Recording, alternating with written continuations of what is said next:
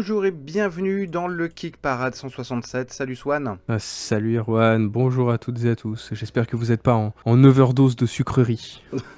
Ouais, bah oui, c'est vrai que c'est le week-end d'Halloween. Bon, moi de toute façon à chaque fois j'achète des bonbons une année sur deux, et c'est toujours Ouais. l'année où j'en achète pas qu'il y a des gamins qui tapent à la porte.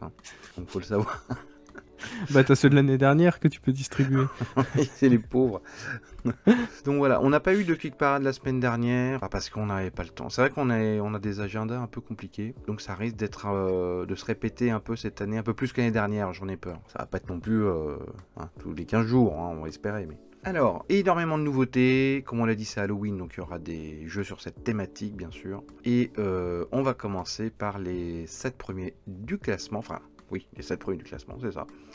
Avec en 10e position, Halloween oblige, The Maniac, qui est sur GameFound, qu'on a 272 000 euros, 2100 contributeurs.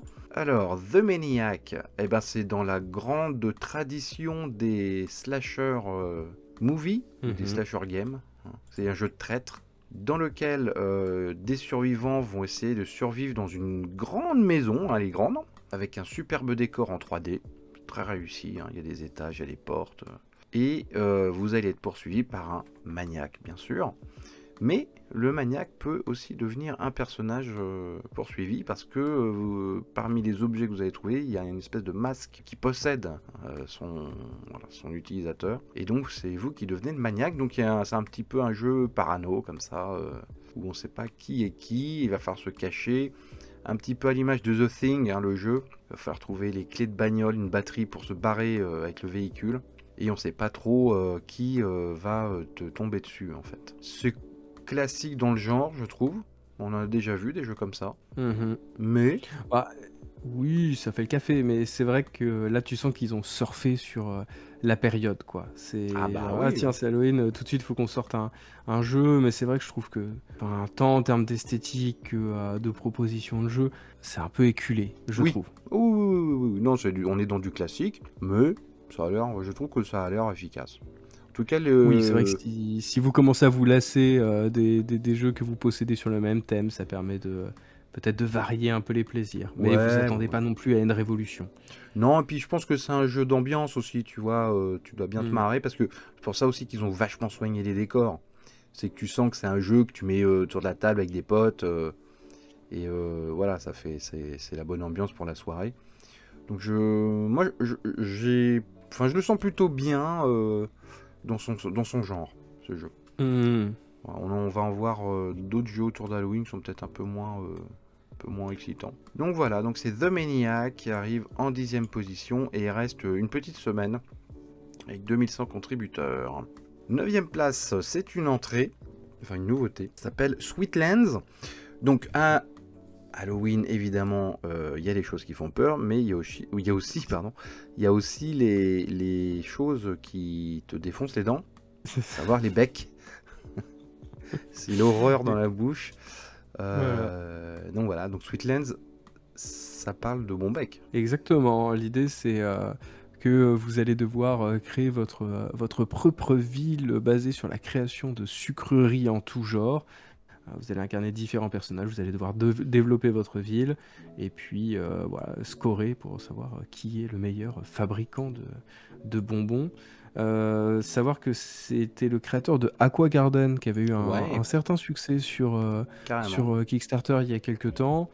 Une version française est à l'étude, mais il précise bien, attention, pour l'instant, ils peuvent vraiment que garantir la traduction du livret de règles.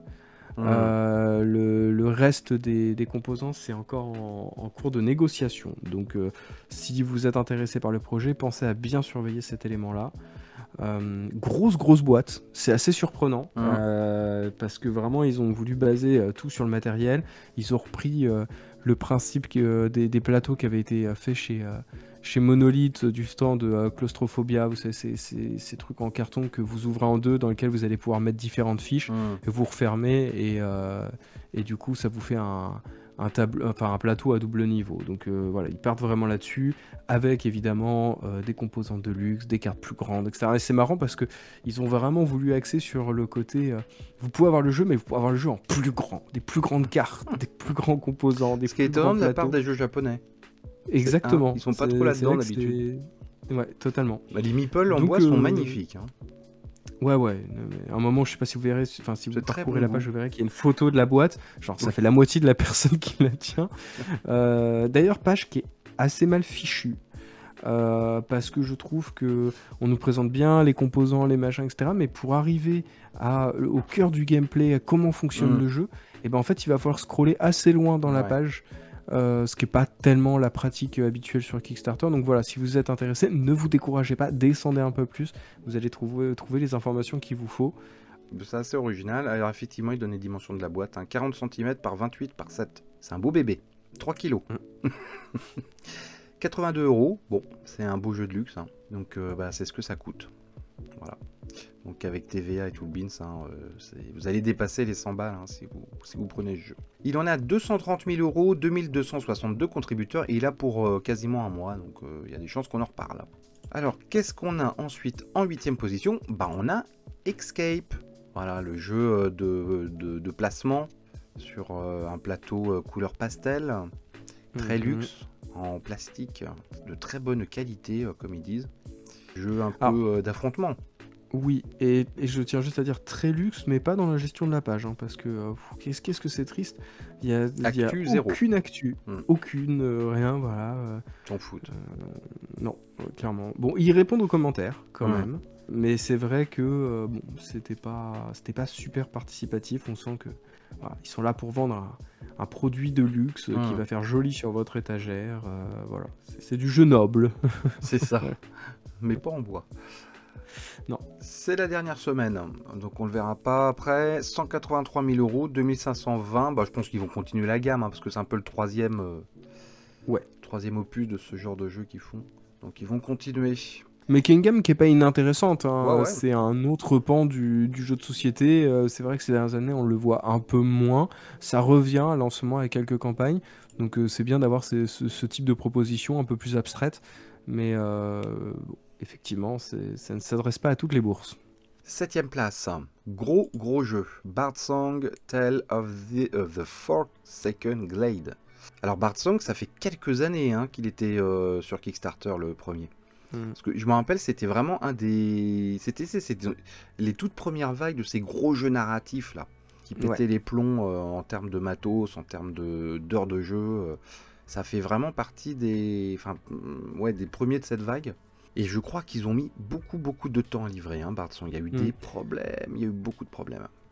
Bah, ça a été un peu un des jeux qui a commencé à mettre Steamforge Game un peu dans la panade avec les retards, ce qui lui a valu quand même un certain... Enfin, la réputation qui se traîne aujourd'hui, ça a un peu commencé avec ce projet-là. À savoir que là, c'est pas un jeu qui est complètement nouveau, c'est pas une extension, c'est vraiment une réédition de la première boîte, mais un peu corrigée, parce que c'est vrai que... à la réception du jeu, comme il avait pris beaucoup de retard, bah, il arrivait bien après tous les dungeon crawlers, parce que c'était vraiment la grande époque du dungeon crawler, et bah, il arrivait avec des mécaniques un peu rouillées. Ça a déçu pas mal de gens, donc là en fait ils ont un peu modernisé le gameplay, ils reviennent avec un jeu qu'ils ont amélioré. Il y a des nouveaux scénars hein, quand même. Il y a des nouveaux scénars, il y a quand même de la nouveauté, hein, mais... Bon, ça reste assez cher et de ce que j'ai vu, ça fait quand même un peu grincer des dents les contributeurs de la première heure. Parce que bon, le pack d'upgrade n'est pas excessivement cher, mais bon, c'est vrai que j'ai cru comprendre qu'il y en a beaucoup qui se voyaient pas retourner dans l'aventure après la déception qu'était la première boîte. Et puis j'ai vu qu'il y avait pas mal de commentaires qui sont déçus qu'il n'y ait pas une version du jeu sans figurine. Et ils sont obligés donc de payer un pledge avec figurine alors que voilà, il n'y a pas de version avec le jeu Standees. Donc ils payent un peu le plastique. À l'ancienne hein, finalement. Ouais, c'est même... Ils sont dans leur jus. Hein. Mais même encore aujourd'hui, ils ont quelques années de retard. Mais d'un autre côté, je trouve ça tellement cool même de la part des contributeurs, parce qu'il y avait un moment où il y avait, on se rappelle, alors je sais que c'est un gros mot aujourd'hui, mais on se rappelle de la campagne de Solomon Kane de Mythic Game, où Oui, justement les où les joueurs gens voulaient critiquaient plus. le fait qu'il n'y ait pas de figurines, Ouais, oui. plus de figurines, plus de figurines, et On change aujourd'hui d'état on a un d'esprit, peu ouais. ouais, on change un peu des, voilà, on veut bien des figurines, mais en option, voilà, on veut se permettre de pas en avoir aussi, Bah, et je trouve sur que le... c'est une... Vas-y, ouais. je t'en prie. Non, je trouve que ça montre bien qu'aujourd'hui, c'est un secteur qui s'ouvre à différents profils et que tout le monde n'a pas forcément les mêmes attentes et que tout le monde n'est pas prêt à mettre le même tarif dans un jeu. Donc je trouve ça bien, ces studios qui ont réussi à se mettre à la place des différents profils et de proposer des choses comme ça en option. J'avais juste un petit exemple au niveau du plastique, c'est que là ils viennent de montrer les cartes du nouveau set Star Wars. J'attends que Mhm. ça, c'est vendredi prochain, enfin maintenant ça sera le passé quand vous écouterez cette émission. Mais les versions weekly, c'est-à-dire les petits packs qu'ils donnent pour les soirées spéciales, pas ceux que tu achètes en magasin, le tour était en papier et là le tour est en plastique et ils ont montré ça en direct sur le site de FFG et il y a plein de gens qui ont gueulé. Ouais, pour ce quoi, ces trucs en plastique, machin. Et donc ouais, les gens sont vraiment sensibles à ça maintenant, c'est bien. Donc pour revenir à Bardsong, ça coûte quand même 133 balles, hein, le Hero Pledge. Bah voilà quoi, hein. C'est du jeu de luxe, un très gros jeu de luxe, et vous avez le Deluxe Pledge à 241 balles. Ouais, tu vois, dans le style, je pense qu'il y a quand même des trucs maintenant qui sont mieux, ou aussi bien, et peut-être moins chers. Oui. Et ouais. Ouais, ouais. Parce qu'il y a l'offre et il y a une grosse offre maintenant, hein, de ce genre de jeu. Bon, ça n'empêche pas le jeu de marché, hein, ils en sont à un demi-million d'euros, 2572 contributeurs, hein. Bon, ils sont là pour Ouais, la mais semaine, mais... je pense que, alors, en termes de tarifs, c'est vrai que c'est impressionnant. En termes de nombre de contributeurs, je pense qu'ils doivent être quand même un peu déçus. C'est possible. Ok, ok. Alors ensuite, sixième position, c'est une entrée, ça s'appelle Mad Kala. Et on y retrouve dans les designs des soupçons d'un autre jeu qui est sorti en boutique en France cette année, là, en deuxième partie d'année, qui s'appelle Wonderland Wars, que j'ai, qui est un jeu, une espèce de wargame dans le monde de Alice au Pays des Merveilles, et qui est ma foi très réussi, qui a été créé par le célèbre Tim Eisner maintenant, et son frère. Et donc Mad Kala, c'est un jeu dans l'univers de Wonderland War. À l'origine, non.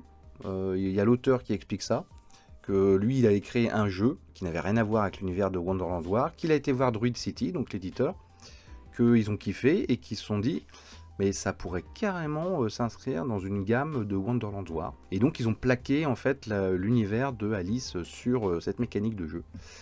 Et ça m'étonne pas, parce que quand on voit le jeu, ça rappelle une partie de la mécanique du Wonderland War, qui est la table du chapelier fou. Donc dans Wonderland War, tu as toute une phase du jeu, pendant le tour, où tu vas te mettre autour de cette table pour ramasser des cartes. Mais c'est un petit peu une course où on gêne les autres pour avoir les meilleures cartes. Et donc là, c'est le plateau de la table du chapelier fou, où on va s'affronter. Donc on y retrouve exactement les mêmes illustrations que Wonderland War, hein. C'est les mêmes personnages, évidemment, sous sa Alice, mais on y retrouve le même design, et c'est spécial pour 2 joueurs, et c'est pensé pour être court.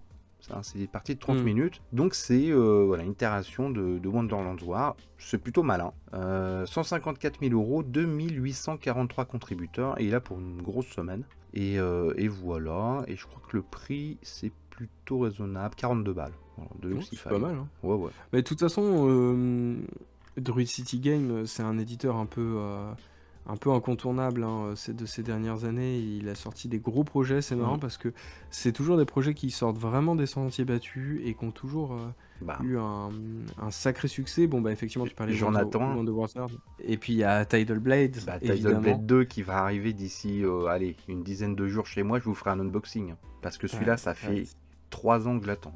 Et ça va être monstrueux. Bon, bref. On en parlera en temps voulu. Ok, bon, voilà. Pour Mad Kala. On enchaîne avec la 5e place, c'est Ministry of Lost Things, un jeu d'enquête. Ça faisait un petit moment, et je dis ça sans ironie. Oui. C'est vrai qu'il y a un moment donné, on a été noyé sous les jeux d'enquête, et ça s'est carrément calmé. Et là, on revient un petit peu. Alors c'est plus toi qui as regardé, parce que moi, pour être tout à fait honnête, je suis passé un peu à côté. Oui, Alors, bah, en fait, ça on parle. retrouve un petit peu ce qui se fait, dans cette veine-là. C'est-à-dire que vous avez un postulat de départ. Donc là, l'idée, c'est, il s'inspire d'un univers où, en gros, vous allez partir à la recherche de tous ces objets qui disparaissent, chez vous. Vous savez, les chaussettes qui disparaissent Moi, j'ai une théorie, c'est qu'il passe mystérieusement dans dans la une dimension machine. parallèle pendant un temps. Voilà. Ils Et reviennent bah, après. voilà, bah, typiquement, vous allez explorer cette dimension parallèle pour, voilà, régler différents puzzles et trouver, la finalité de l'histoire. Vous pouvez jouer à plusieurs, c'est évidemment du jeu, coopératif. Ce qui est assez intéressant, c'est que, bah, souvent la question qui se pose par rapport à ce genre de jeu, c'est la question de la rejouabilité. Hum. Et là, bon, bah, l'avantage qu'il propose, c'est que ça tient en fait finalement dans une boîte qui n'est pas très très grande, qui coûte 26 $, donc c'est relativement accessible. C'était un petit peu l'esprit de la gamme, hein, parce qu'ils en sont pas leur premier jeu comme ça d'enquête. Voilà. Bon, après, on est sur quelque chose de très classique. Les illustrations sont plutôt sympas, Ouais, la ça fait manière dont assez le matériel est BD. présenté, Ouais, ça marche plutôt bien. On dirait un peu un livre pour enfants. c'est ça. Voilà. C'est un peu, c'est assez chouette. Et il y a des plis en Après, chaussettes. évidemment. Et après, Alors là, évidemment, bah, ils en disent pas respect. trop non plus sur la page parce que bah, l'idée Oui, aussi, c'est de découvrir bien sûr. par vous-même cette enquête-là. Donc, bon, c'est intéressant et je pense que clairement, la proposition couplée au prix, c'est vraiment ce qui fait que la page est quand même un sacré succès parce qu'on en est à Ouais, 2928 contributeurs. Il reste encore 15 jours. Donc, oui, c'est déjà un ouais, beau ouais. succès. 133 000 euros. Ouais, c'est clair. Quatrième place, encore une nouveauté. Qu'est-ce qui se passe? Alors, c'est du poids lourd. Le jeu en lui-même est pas poids lourd, mais c'est du poids lourd. C'est Tend. 315 000 euros, 3276 contributeurs, et il reste 15 jours. Et pourquoi ça cartonne? Parce que c'est le nouveau jeu de 4 Studios. On en a souvent parlé sur Kick Parade, parce que c'est le studio qui est un peu arrivé ces 2 dernières années, qui a cartonné tout de suite. Voilà, c'est cette boîte qui faisait de la com avant pour Netflix, pour Cartoon Network, donc ils sont dans la com. Et ça se voit parce qu'ils font toujours une communication impeccable sur leur jeu, toujours très novateur, et leurs jeux eux-mêmes en mettent plein la gueule visuellement. Et ils ont beaucoup plu. Le premier c'était Moonrakers, qui est, alors moi j'y ai jamais joué, mais c'est magnifique à voir. Après ils ont fait Veiled Fate, ils ont fait Fractured Sky, pardon, Mystic Mischief, ils ont fait des suites de Fractured Sky et Veiled Fate. L'avant-dernier c'était Brink, que des cartons. Hein. Et là c'est Tend. Et là je trouve que le jeu est assez... Enfin, en même temps il est très classique, mais en même temps il est super original. Je sais pas ce que tu en as pensé. Bah, en fait, moi je vais faire l'avis. En fait, je trouve que parmi tous les projets de Force Studio, c'est le seul qui m'enjaille pas. D'accord. Vraiment, je le trouve problématique sur plein d'aspects, je le trouve assez inintéressant, mais peut-être commençons par le positif. Ouais, bah alors juste pour résumer hein, en 2 phrases, vous êtes sur une planète extraterrestre et il va falloir faire du farming, tout simplement. Hein. Pêcher, cultiver, exploiter voilà, ces terres extraterrestres. Et il y a plein de mécaniques qui se mélangent dedans. Donc c'est peut-être ça qui t'a embêté. Bah, c'est quand même... Alors, pour le positif, le jeu est beau. Graphiquement, il est quand même attrayant. C'est assez... On voit que c'est un jeu de publicitaire, hein, parce que c'est une boîte qui vient de la publicité, comme on l'a dit, de la com. C'est que de la couleur, tu vois, rassurante. Graphiquement, ça accroche tout de suite. C'est malin. Et ça mélange plein de mécaniques qui sont hyper à la mode. Donc on a du flip and write, on a du roll and write, on a tout un tas de trucs. En gros, il va falloir cocher des cases. Il va falloir cocher des cases, mettre des dés sur des cases. Vous avez aussi des feutres, vous avez des petits tampons pour mettre des logos avec de l'encre sur des cases. Donc c'est un mélange de plein de trucs. C'est très très ludique. Et il y a même du gratte. Tu grattes des trucs, comme les jeux à la française des jeux. Là. Donc ils ont mélangé plein de trucs en fait. Est-ce que ça fait un peu fouillis? Peut-être. Bah, en soi, hein, techniquement, le jeu, il a repris effectivement tout ce qui s'est fait dans le roll and ride, dans le flip and ride de ces dernières années, et ils ont tout mis. Enfin, ils ont pris tout ce qui fonctionnait, et enfin, clairement, vous voyez le jeu, vous dites, ah tiens, il y a un petit peu de cartographeur, il y a un petit peu de ceci, il y a un petit peu de cela. Du coup, bon, c'est une sorte de, ouais, de compilation, effectivement, de tout ce qui s'est fait ces dernières années. Après, je trouve que, bah, tu vois, typiquement, en termes de de gaspillage de matériel, etc. Je trouve on a vraiment pris on retourne vraiment 5 ans en arrière, Ah quoi, bah oui. avec ce matériel que tu jettes, les petits tampons, voilà, le truc que tu vas gratter.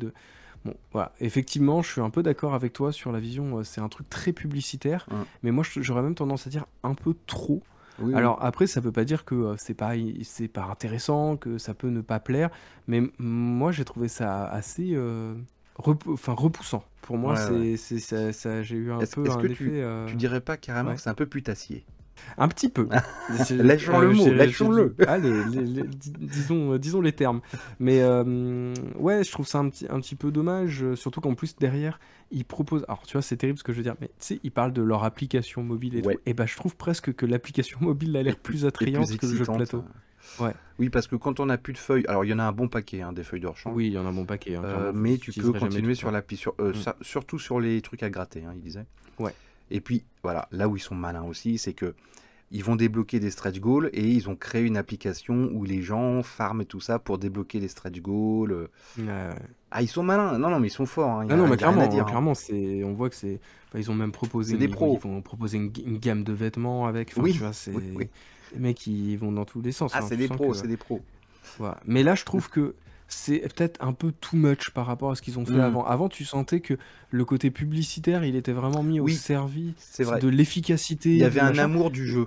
Voilà, là, tu sens que c'est genre c'est presque un jeu qui a de l'amour de la publicité. Oui, oui, tu vois. oui, Le rapport, je vois ce que le tu rapport veux de dire. force est inversé. Oui, oui, je vois tout à fait ce que tu veux dire. Je suis assez d'accord, mais ça a l'air rigolo. J'y peux rien, je trouve que ça a l'air rigolo, quoi. Surtout la thématique, tu farmes une planète extraterrestre, moi ça me séduit, et puis toutes ces petites techniques qu'ils ont mélangées ensemble, je suis sûr que c'est assez rigolo à jouer, quoi. Bon, écoute, en tout cas ça marche bien. 315 000 euros, 3278 contributeurs, et il est là pendant 15 jours. Tiens, dites-nous ce que vous en pensez de Ten, parce que ça c'est... Ouais, je serais curieux de savoir comment vous le sentez, ce truc. Alors, eh ben, on est à la 4e place, donc on va passer aux nouveautés, hein, avant d'aborder les 3 premiers, évidemment, qui ont bougé, hein, on vous le dit. Alors, il y avait un flot de nouveautés, bon, on vous le dit un peu toutes les semaines, quoique pas toutes les semaines, des fois ça va être plus calme, mais là, il y a vraiment beaucoup de nouveautés, donc comme d'habitude, si on n'évoque pas des nouveautés qui vous ont fait de l'œil, n'hésitez pas à le dire dans les commentaires, voilà, pour être le plus complet possible. Alors, on va commencer, qu'est-ce qu'on commence par du Kickstarter, peut-être? Ah bah tiens, Oui. puisqu'on est sur Halloween, tu veux pas parler de Kanata, comme ça c'est fait? Oui, bah, alors, bah, typiquement, Ouais. c'est un peu maniaque en moche. Ouais, voilà, Enfin, c'est ça, c'est vrai. non, mais en gros, on retrouve un peu le même style de gameplay, sauf que là, au lieu d'être dans dans une maison, un manoir, vous allez être en pleine campagne, en fait, Ouais. dans les champs, vous allez devoir échapper à Un un tueur, redneck. vous allez incarner voilà, des personnages, vous allez pouvoir choper des objets pour vous défendre. L'un des joueurs va lui, quant à lui, incarner bah, en fait, la créature qui va vous poursuivre, qui va aussi débloquer des pouvoirs, des manières de piéger tout le monde, et du coup, voilà, vous êtes dans une espèce de confrontation asymétrique. Donc, encore une fois, ça ne réinvente pas la roue. On est sur une esthétique très jeu d'Halloween, mais tu sais, des années 90, voilà. Ouais. Alors, hommage ou manque d'inspiration, je sais pas. Je veux pas m'avancer par rapport à ça. Très Mais sincèrement, bon, voilà. dans le genre, je pense qu'il y a beaucoup mieux. Il y a Ne beaucoup serait-ce que mieux, la je gamme pense. Final Girl, Oui. bon, qui se joue Ouais, en ouais. solo, certes, hein, mais tu vois, si on peut prendre qu'un seul exemple dans ce style, c'est quand même 10 levels au-dessus. Hein. Ouais, après, il a l'avantage d'être beaucoup plus accessible en termes de prix. On est sur du 37 € pour la boîte de base. Ouais. Donc voilà. Mais bon, on est sur la thématique un peu spooky Halloween. Bah Ce oui. serait dommage de ne pas le citer. Mais bien sûr. J'enchaîne avec Shadow Moon Syndicate, toujours sur Kickstarter. Alors là, c'est de l'affrontement entre factions un peu punko, Mad Max, cyberpunk. Pas de figurines. C'est un plateau en cercle avec des jetons un peu transparents qui vont un peu représenter vos personnages. Vous avez des cartes d'action. Vous avez 2 actions sur la carte, une en haut, une en bas. Vous choisissez. Matériel très fluo. Ce qui va avec la thématique finalement, c'est pas mal. Voilà, il m'a juste fait de l'œil parce que c'était l'éditeur de Storm Raiders. Je sais pas si tu te souviens de ce jeu où c'était une espèce de jeu de Mad Max où il y avait des tornades. Tu devais aller chercher des artefacts oui. à fait. Ouais, ouais. Voilà, et il y avait ce plateau rond déjà, il me semble. Voilà, donc Oui, c'est un peu, voilà, exactement. c'est assez cohérent avec la suite. C'est presque, ouais, on pourrait presque mettre les deux jeux en lien finalement. Et c'est très jaune fluo, donc je me dis pour l'hiver, tu vois, quand il fait bien sombre dehors, tu sors ce jeu et ça te met un peu de soleil dans les yeux. On va enchaîner toujours ce Kickstarter, hein, ça va être à toi. Fable Fury. Bah, on est sur du mi-dungeon crawler, mi-jeu de cartes. Vous allez incarner différents héros avec des caractéristiques et la particularité c'est que vous allez vous déplacer sur un plateau central sur lequel vous allez avoir des cartes qui sont d'abord en face cachée, puis vous allez devoir ensuite affronter différentes épreuves, récupérer des équipements, aller affronter des gros boss à la fin. Voilà, tout ça dans une esthétique assez parodique. Hmm. On n'est pas sur du Munchkin, mais on n'est pas si loin que Oui, ça. On je sent sais ce que j'allais qu'il y a dire, hein. On n'est pas une loin, hein. certaine filiation, voilà. Voilà, donc beaucoup de composants, beaucoup de cartes, le côté un peu humour sale gosse. C'est un premier projet Hmm. pour le studio. Bon, voilà, si vous êtes en manque de jeux un peu fun autour de ce genre d'aventure, eh bien voilà, vous pouvez jeter un œil à cette campagne. Et ben voilà, en parlant de jeu d'aventure, ça permet de parler de Lore Second Edition. Donc Lore, on en avait parlé déjà. C'est un jeu, alors c'est pas tout à fait un land crawler, enfin c'est pas de l'heroic fantasy, c'est plutôt centré sur les fables traditionnelles. D'ailleurs, d'où les illustrations un petit peu qui font un petit peu livre d'enfant. Et donc vous allez, c'est un jeu compétitif à la base. Vous allez parcourir plusieurs endroits sur une carte et vous allez débloquer les actions dessus. C'est pas non plus un jeu à monde ouvert, hein. Et là, pour cette seconde édition, ils font un reprint. Ils ont un peu changé les règles, bon, ils ont amélioré les règles. Et ils ont surtout débloqué un solo et un mode coopératif. Donc voilà, le jeu a jamais été traduit en français. Le premier, je crois, avait fait dans les 200-300 000 euros, hein, donc c'était plutôt un score correct. Donc voilà la deuxième édition qui apparaît sur Kickstarter. Et on est à 500 contributeurs presque. On va aller sur... Non, j'en ai encore un, excuse-moi, sur Kickstarter, pendant que j'y suis. Ça s'appelle Sea Beast. Alors, j'aime beaucoup l'intitulé, c'est du Ocean Crawler. Donc ça, j'ai trouvé ça rigolo, ça m'a attiré. Et donc la thématique, c'est les Vikings. Bah, voilà, quoi, bon. Par contre, l'originalité, c'est que effectivement, c'est un combat de boss, hein, de monstres. Mais vous êtes sur un drakkar, donc c'est d'où le titre Ocean Crawler, parce que vous êtes en pleine mer et il va falloir affronter des monstres. Et vous avez aussi, donc vous avez un plateau avec votre bateau, il va falloir gérer votre bateau, vous avez les monstres qui apparaissent dans la flotte à côté, etc. Donc voilà, donc purement du combat, mais dans un bateau. Et vous avez une petite feuille à côté où vous allez pouvoir marquer votre parcours sur les mers, donc avec tout un tas de petits repères, hein, vous allez naviguer, donc vous allez dessiner des lignes et selon les parcours que vous allez faire, vous allez tomber sur certains trucs.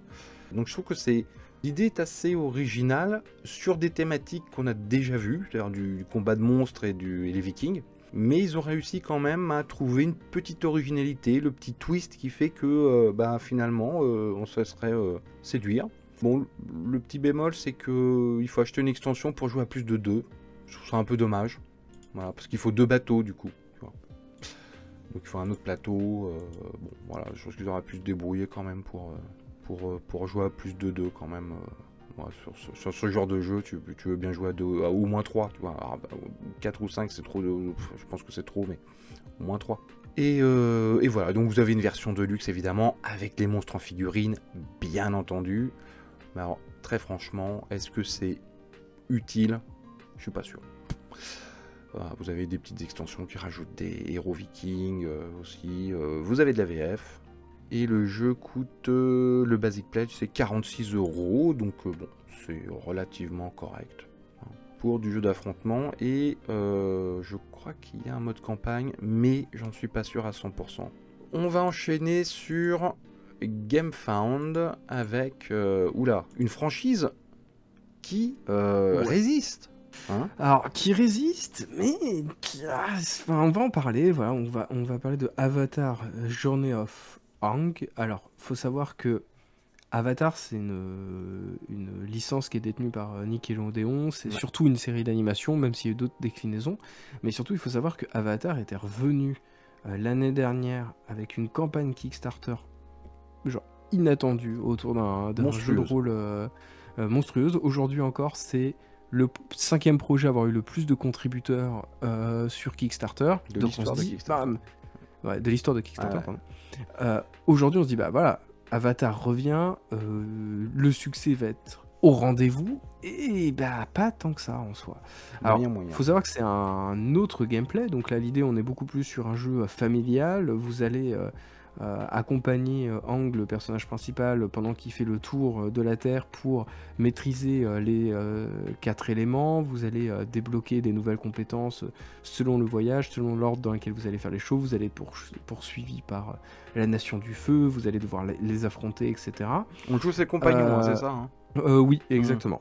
Et puis bah, lui en parallèle. Le problème, et c'est là où on est un petit peu flou dans les explications, c'est que bah, en fait la page est pas super bien indiquée sur comment fonctionne le jeu. Ouais, je suis d'accord. Vraiment, le seul moyen de comprendre le gameplay, c'est de regarder les vidéos de gameplay, tout simplement.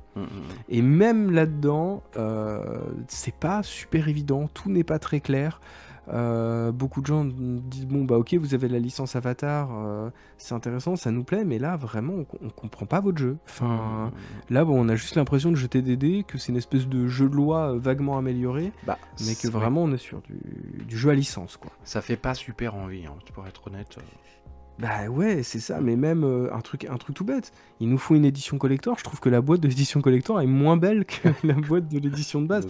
Mais moins belle dans le sens où elle est un peu fade, quoi. Donc c'est quand même fou de se dire que ils ont entre les mains une licence qui a fait ses preuves il n'y a pas si longtemps, que en fait il y a un lot de fans incroyable qui est prêt à franchir le cap du financement participatif juste pour leur licence. Et vous arrivez avec ça, et c'est un peu léger. Un semi-échec. C'est un peu léger. Ouais, il en a 1629 contributeurs, ce qui est pas un bide. C'est pas terrible.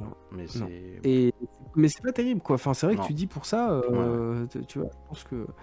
Surtout que fort du succès de la campagne précédente, je pense que en termes de droits, ils ont dû être un peu plus gourmands, on va dire, les ayants droit. Alors après, juste, si l'édition de luxe, alors la boîte est moche, par contre le matériel, il y a vraiment des choses qui fonctionnent. Bon déjà le travail des cartes et la manière dont ils ont inclus les artworks dedans. Ouais, j'aime bien les cartes. Il y a un vrai travail, hein, c'est pas juste on a pris un extrait de la série, on l'a découpé et puis on en a fait une carte. Il y a un vrai travail de fabrication. Les dés, je sais que toi c'est un peu ton dada, mais les dés de l'édition collector qui représentent chacun des éléments, ça marche vachement bien. Il y a du beau boulot. Et tu dis putain, c'est dommage que vous arriviez pas à nous expliquer en fait quel est votre jeu, et du coup moi je suis un peu passé sur les forums français par rapport au jeu, et parce que le jeu va être proposé en français, les gens ils s'en fichent un peu quoi. Enfin, tu vois, ils sont un peu déçus, ils ont dit bon bah on était intéressé, on a attendu le jeu, on voit le résultat, on comprend rien, on va pas pledger. C'est dommage. Et la VF arrivera en seconde vague. Oui. Donc il y a plus d'attente pour la VF. Ok, et ben autre chose sur GameFound cette semaine. Alors c'est pas du site du financement participatif, pardon. C'est de la précommande pure et dure, et c'est nos amis de Cool Mini or Not. Ça fait longtemps qu'ils n'ont pas lancé un gros truc, Cool Mini or Not. Et bien c'est le retour de Super Fantasy Brawl, figure-toi. Super Fantasy Brawl Reborn, parce que il y a ça fait peut-être bien un an qu'ils avaient annoncé qu'ils avaient racheté à Mythic Game. Et voilà, donc ils ressortent ce Super Fantasy Brawl, mais je pense que les joueurs de Super Fantasy Brawl vont pas mal gueuler, déjà parce que c'est très cher, tu vois, il y a plusieurs boîtes, hein. Donc vous avez Tortue Ninja et vous avez Mortal Kombat, voilà. Mais en plus vous avez la boîte des héros de l'ancien jeu. Et pourquoi ils ressortent la boîte d'héros des anciens jeux? Alors tu te dis, bah c'est pour les nouveaux joueurs, tu vois. Sauf que ils ont recalibré les héros du premier jeu. C'est des figurines différentes, des artworks différents, mais aussi au niveau des cartes, c'est pas tout à fait les mêmes. Donc t'es un peu niqué, tu vois, quand t'avais le premier jeu. Ouais. Et je ne crois pas qu'il y ait d'upgrade kit, tu vois. Tu vois la loose? Ouais, bah clairement on est sur sur du reboot quoi. Enfin, C'est ça, Reborn, c'est marqué. Ouais. Donc moi je pensais, enfin j'espérais quand même pour les joueurs de la première mouture que ça allait être insérable, si tu veux. Parce que les gens, ils ont quand même Super Fantasy Brawl, il y a quand même une grosse boîte de base, plus 2-3 extensions, il me semble me rappeler. Hein. Ça fait un peu mal, quoi. Voilà. Clairement. C'est un peu les boules. Je trouve que Communion Note aurait pu faire un effort. Comme quoi, ils en ont, enfin, tu vois, ils en ont rien à foutre. Ils ont racheté la licence et puis. Voilà. Moi, je trouve pas ça très cool, quoi. Donc, ceci est une précommande. Donc, on ne sait pas pour l'instant combien ça a rapporté, combien il y a de contributeurs. Ça, on ne sait pas sur GameFound. On sait que c'est suivi par 6000 personnes, mais ça veut pas dire qu'il y a 6000 gens qui l'ont backé.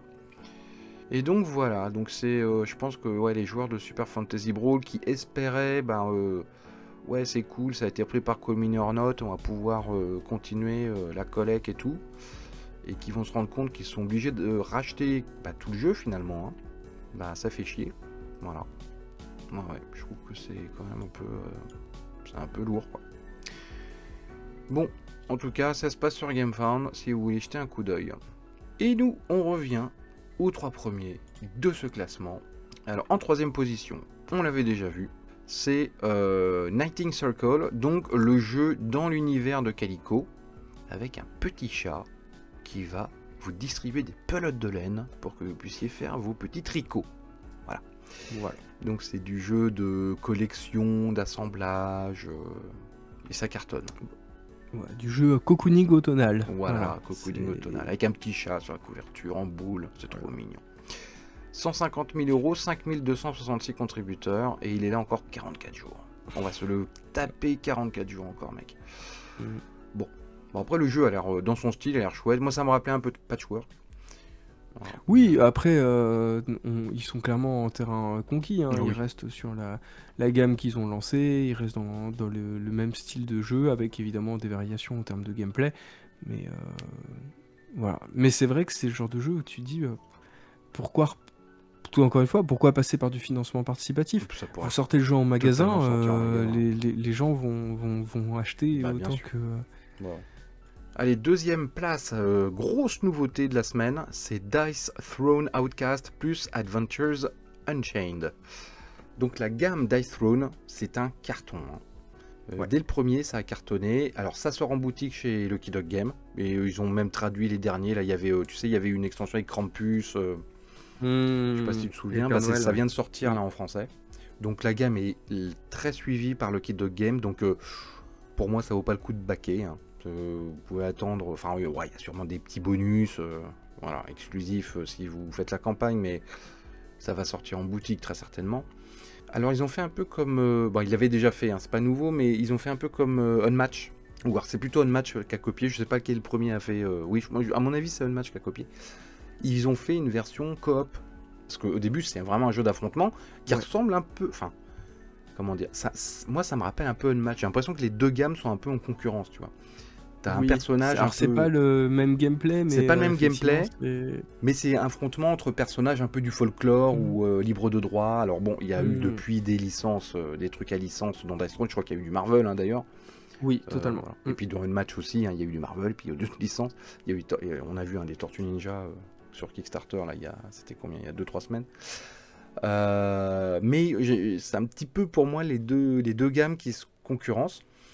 Et là, évidemment, ils sortent à Halloween. Voilà, donc, là, ils sont dans la thématique aussi. Hein. Oui, complètement. On vous l'a dit, ils ont fait Krampus à Noël en même temps. Hein. Ouais.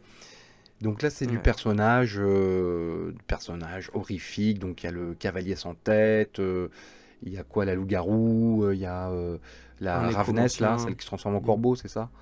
Un nécromancer qui se balade avec ses zombies. C'est très joli, hein. C'est toujours super beau au niveau du matos, du design. Voilà. Oui, clairement, en plus, il joue vraiment sur ce côté de luxe. Vous allez avoir une boîte aimantée. Tout ça rentre parfaitement dans votre Calax. Ils l'ont vraiment montré comme ça dans la campagne. Ouais, c'est super beau. Puis c'est très homogène. Hein. C'est toujours le même style depuis le début.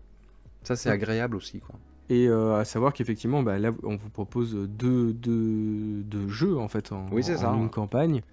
Soit vous restez sur le mode compétitif, soit effectivement vous avez la possibilité de débloquer en fait un nouveau boss pour le mode solo, avec il me semble une espèce de petite variante façon dungeon crawler à l'ancienne, dans lequel votre personnage va se déplacer sur un petit plateau pour choper du matos et avant d'aller affronter le boss. Donc voilà, c'est pas la première extension qui propose ce jeu, le mode coopératif ou C'est la deuxième, solo. je crois. qu'on voit qu'ils font C'est la ça, hein. deuxième, mais voilà. En tout cas, cette petite variation Dungeon Crawler, c'est la petite nouveauté qui accompagne cette boîte-là. Et puis il y a des figurines pré-peintes. Ouais. Qui sont... On va pas trop en parler. Bon. Je les trouve pas très belles. Ouais, moyenne. Bon, c'est pas honteux En fait, non plus. elles sont belles de loin, mais loin d'être belles. Voilà. Mais en tout cas, le reste du jeu est super beau, super cohérent, super homogène. clairement. Bon, c'est une belle gamme. Hein. Ouais, non. C'est d'ailleurs pour ça que je trouve que finalement les figurines. Oui, on s'en fout un peu en fait. En fait, elles sont même pas nécessaires, quoi. Ouais, non, c'est vrai. Mais par contre, ouais, le matériel, le design des personnages, enfin tout ce qui est le travail graphique est quand même super intéressant. Et puis ils peuvent en faire des dizaines, comme un match, hein, parce que tu vois, des personnages du folklore et tout, tu peux y aller, quoi. Tant qu'ils trouvent des nouvelles mécaniques pour les épouser. 737 000 euros. Bim, 8101 contributeurs, et il est là pendant presque 20 jours, donc c'est vraiment... la gamme, elle est là, quoi. Hein. Il y a du fan. Et pourtant, il n'est pas premier. Et pourtant, il n'est pas premier. Car en premier, mes chers amis, bon, c'est une autre grosse gamme avec des gros fans. Hein. Ouais. C'est Root the Homeland Expansion. 1 420 000 euros. 17 830 contributeurs et est là pour encore 10 jours. Donc Root, c'est ce jeu tout choupinou et en fait c'est super méchant. Pour résumer. Oui. Voilà, c'est des clans de. Bien résumé. Très bien résumé. C'est des clans d'animaux qui se foutent sur la tronche. Ouais. Et il y a eu pas mal d'extensions hein, qui rajoutent des factions. D'ailleurs, on peut même préciser que cette année, ils ont même proposé la variante jeu de rôle. Ouais. Autour de l'univers, parce qu'ils ont vraiment développé le lore, ils ont vraiment travaillé là-dessus. Pour eux, c'était très, très important. On n'en a pas parlé parce qu'on fait pas trop évite de trop parler de jeux de rôle, parce que sinon c'était trop invasif. Sinon, on peut en appeler. Voilà. Et là, ils proposent donc une extension. Ils reviennent à leur premier amour, à savoir le jeu de base, avec de nouvelles factions et surtout un nouveau plateau de jeu. Ah, d'accord. Moi, je croyais qu'il n'y avait que les factions.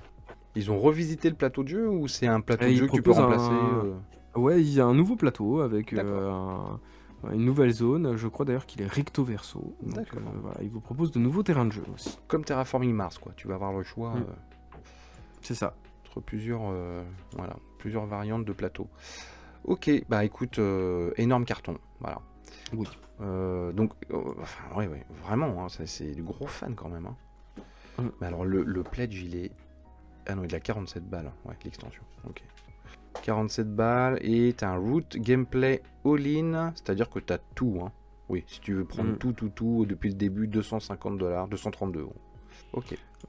Et puis, voilà, après, il faut dire aussi qu'au niveau des factions, chacune se joue avec un gameplay différent, des objectifs qui sont différents. C'est très asymétrique. Voilà. Et là, ils ont proposé un, notamment, c'est la diaspora, où vous pouvez, en plus, au sein de la même faction, décider soit d'essayer de coexister avec les factions en place, soit de les remplacer et de prendre le pouvoir. Donc, il y a même une variation de gameplay au sein de la même faction. Ça commence à devenir...